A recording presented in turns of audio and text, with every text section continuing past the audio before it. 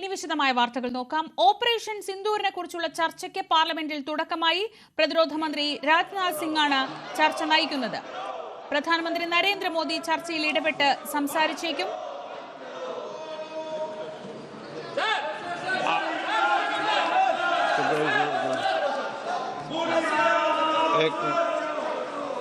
एक मिनट सदा नहीं है मिस्टर, तरीका रखिए, तरीका ठीक नहीं है। माननीय सदस्य, सदन में मांग करने से या किसी विषय पर चर्चा करने से कुछ नहीं होगा। जो भी विषय होगा वह बिजनेस एडवाइस कमेटी में चर्चा से होता है।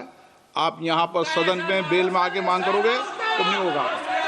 दूसरा,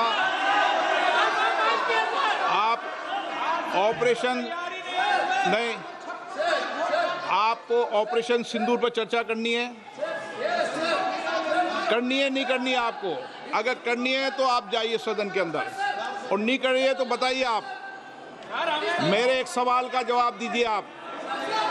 आप सब दल के नेता आए थे, सब दल के नेताओं ने सर्वसम्मति से कहा था कि ऑपरेशन सिंदूर पर चर्चा होगी। आप जो मेरे चेंबर में चर्चा करते हो उसके बाद फिर बेल पे आते हुए उचित है क्या?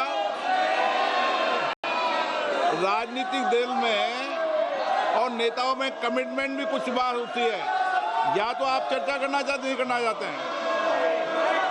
मैं फिर आपसे कह रहा हूं, आप ऑपरेशन सिंदूर पे चर्चा चाहते नहीं चाहते? चाहते हैं तो सदन के अंदर अपनी सीट पे बैठिए। सदन स्थगित कर दूं? नहीं करना चाहते आप चर्चा? ऑपरेशन सिंदूर पर चर्चा नहीं करना चाहते? कोई भी मुद्दा बेल में उठाने से किसी मुद्दे पर चर्चा नहीं होगी। संसद के अंदर नियम प्रक्रिया है। नियम प्रक्रिया के तहत बिजनेस एडवाइजरी कमेटी के अंदर चर्चा होती है, उसके बाद मुद्दों पर चर्चा होती है। नो, जो कुछ भी अगर आप नहीं चाहते, फिर मैं आपसे अंतिम बार आग्रह करना चाहता हूं कि आप अगर ऑपरेशन सिंदूर के महत्वपूर्ण विषय पर चर्चा नहीं करना चाहते चर्चा, सदन की कार्रवाई आज 1 बजे तक के लिए स्थगित की जाती है। വീണ്ടും 12 മണിവരെ നേരത്തെ പ്രതിപക്ഷ ബഹളത്തെ തുടർന്ന് സഭ നിർത്തിവെച്ചിരുന്നു. സഭ സമ്മേളിച്ച ഉടൻ വീണ്ടും 12 മണിക്ക് സമ്മേളിച്ച ഉടൻ വീണ്ടും പ്രതിപക്ഷാംഗങ്ങൾ നടുത്തളത്തിൽ ഇറങ്ങി ബഹളം വെച്ചു. ഈ വിഷയത്തിൽ ഓപ്പറേഷൻ സിന്ദൂറിൽ ചർച്ച വേണമെന്ന് താല്പര്യമുണ്ടെങ്കിൽ ഈ സീറ്റുകളിലേക്ക് മടങ്ങാൻ സ്പീക്കർ ആവശ്യപ്പെട്ടെങ്കിലും അംഗങ്ങൾ കൂട്ടാക്കിയില്ല.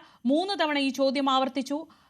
അംഗങ്ങൾ തിരിച്ച് സീറ്റിലേക്ക് മടങ്ങാൻ കൂട്ടാക്കാത്ത സാഹചര്യത്തിൽ 1 മണിവരെ സഭ നിർത്തിവെക്കുകയാണെന്ന് പ്രഖ്യാപിച്ചാണ് ഇപ്പോൾ ലോക്സഭ വീണ്ടും പിരിഞ്ഞിരിക്കുന്നത്. ഇന്ന് രാവിലെ സഭ സമ്മേളിച്ചപ്പോൾ തൊട്ട് തുടങ്ങിയ പ്രതിഷേധമാണ്.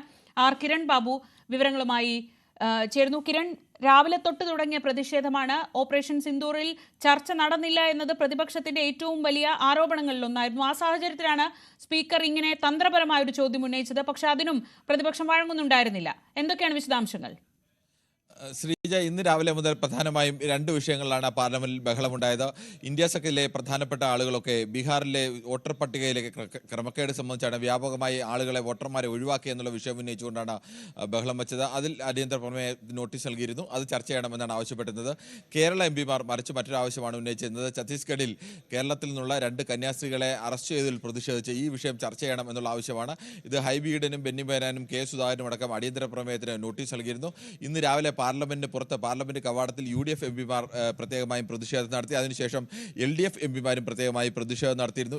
ഇരു കൂട്ടരും കേരളത്തിൽ നിന്നുള്ള എല്ലാ എംപിമാരും പാർലമെന്റ് ഇരുസഭകളിലും ഈ വിഷയം ചർച്ച ചെയ്യണം എന്നാവശ്യപ്പെട്ടുകൊണ്ട് രാവിലെ മുതൽ തന്നെ ബഹളം വെച്ചിരുന്നു. പക്ഷേ അത് അംഗീകരിക്കാൻ തയ്യാറായില്ല. അതിനുശേഷമാണ് 12 മണിവരെ സഭാ നടപടികൾ നിർത്തിവെച്ചത്. 12 മണിക്ക് വീണ്ടും സഭാ നടപടികൾ ആരംഭിച്ചെങ്കിലും പ്രതിപക്ഷ എംപിമാർ ഇതേ ആവശ്യങ്ങൾ ഉന്നയിച്ചുകൊണ്ട് വീണ്ടും ബഹളം തുടരുകയായിരുന്നു. ഈ സാഹചര്യത്തിലാണ് സ്പീക്കർ ഇങ്ങനൊരു ചോദ്യം ഉന്നയിച്ചത്. ഓപ്പറേഷൻ സിന്ദൂറിൽ ചർച്ച വേണ്ടേ എന്നുള്ള ചോദ്യം ഉന്നയിച്ചുകൊണ്ട് സഭ വീണ്ടും 1 മണിവരെ നിർത്തിവെച്ചിരിക്കുന്നത്. എന്തായാലും ഇന്ന് ഈ ചർച്ച നടക്കാനുള്ള ഉച്ചയ്ക്ക് ശേഷം ഈ ചർച്ച നടക്കാനുള്ള സാധ്യതയുണ്ട്.